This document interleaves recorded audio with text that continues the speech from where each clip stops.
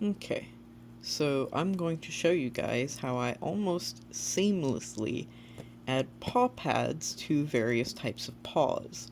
Today we're working on a set of some bear's paws. If you've seen my recent work in progress photos, you've seen the little guy. He's pretty cute. It's time to start working on his paws. So to add the paw pads seamlessly, we're going to do a type of stitch called needle turn applique. This is a stitch that I found on my own in research trying to find a better solution for appliquing paw pads without getting the big bulky border that normal applique stitching like satin stitching would give you.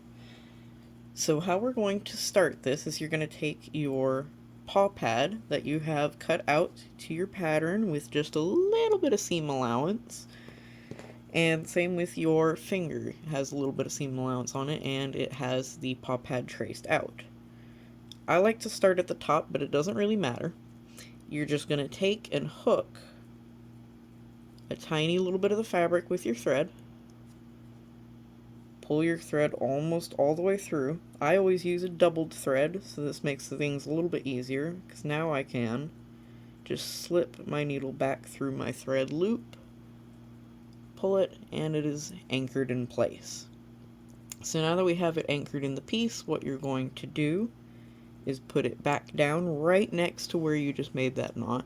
Literally just advance a millimeter or two and push it back through to the other side.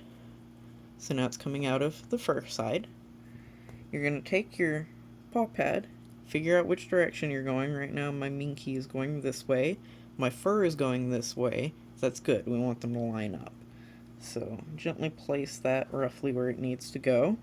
Kind of flip it back and forth until you get it roughly lined up.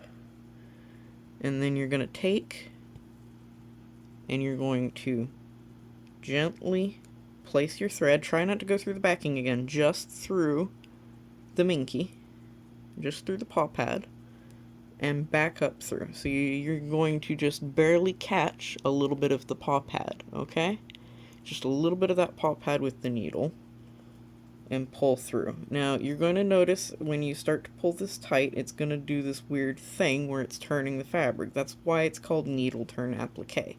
And it's called needle turn because you can use your needle, your sewing needle, to help you kind of tuck the edge up under as it turns. So you'll notice the edge of the fabric there is actually starting to turn up under.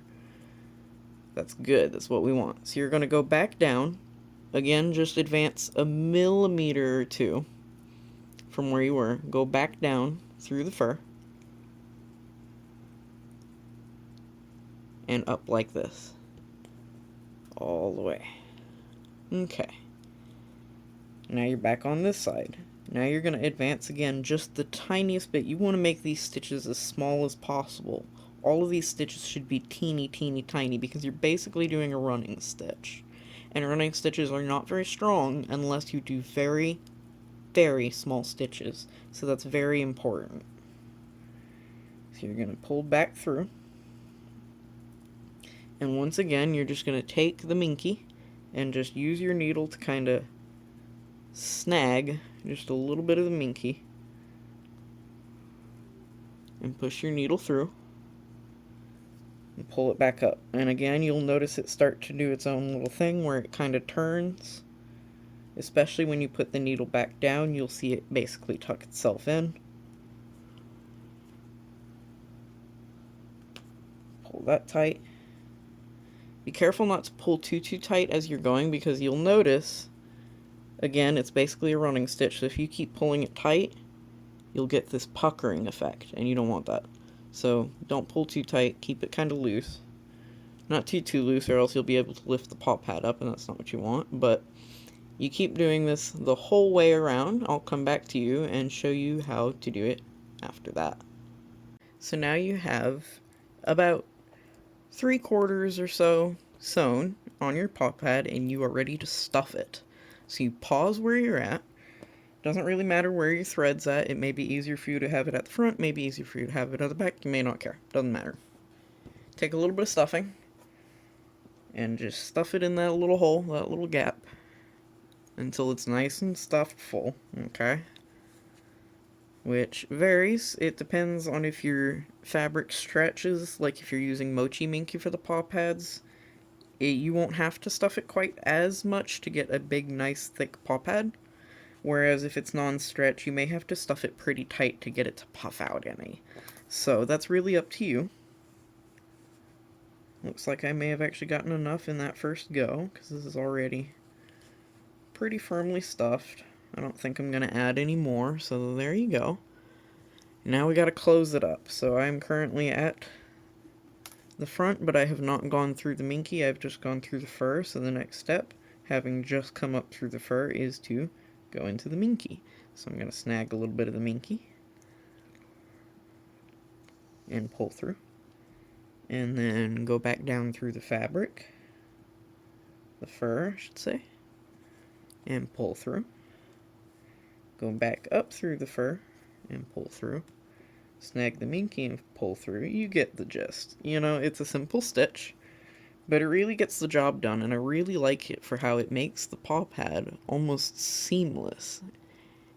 And you can stuff it and it really puffs up from the paw pad, so it looks quite nice.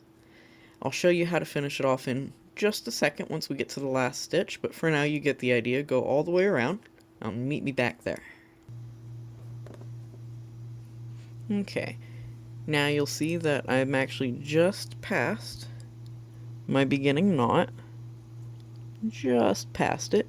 So now you're going to tie off like you normally would. For anybody who is still learning sewing techniques, a good way to tie off is to tuck your needle right next to your thread and then push it out a little bit to the side. Okay. Start to pull your needle most of the way through until you have a good little loop. Stick your thread and your needle back through that loop and pull until you have a good loop. Once again, needle through and make a good loop. You can do this as many times as you want, but right here is where I go back through the loop again and just pull it tight. And that securely knots your fabric. So it is all tied off, and you cut right about there, just a little bit above the knot.